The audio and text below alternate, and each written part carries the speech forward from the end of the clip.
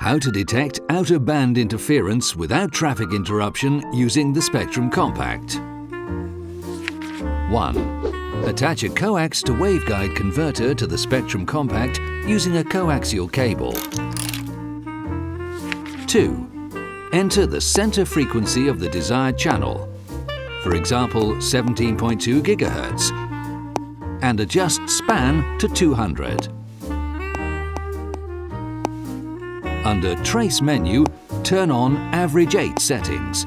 It will reduce noise level and help to better visualize signal. 3. Once at the installation site, place the waveguide converter next to the antenna. Turn flange to a horizontal position and aim at the remote site. This way you'll be able to check for vertical polarization interference. 4. Do a spectrum scan. It only takes a second and is completed once the graph has been fully drawn across the screen. Examine the spectrum curve. Under good conditions, the curve should be even. If it's stepped or has one or several prominent spikes on top of or right next to it, that's a sure sign of interference. 5. Save the spectrum curve by pressing the Save button.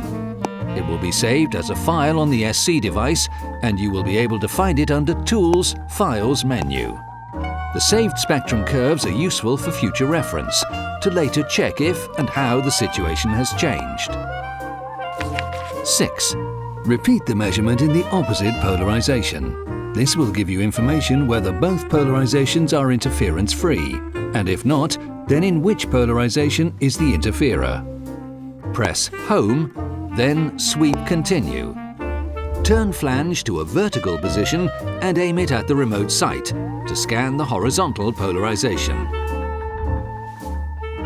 Save the spectrum curve by pressing the Save button. All of the saved files can be transferred to a PC through a USB cable, and the free Spectrum Compact PC software will give you a wide range of options for processing the data. SAF Spectrum Compact, designed with field engineer in mind.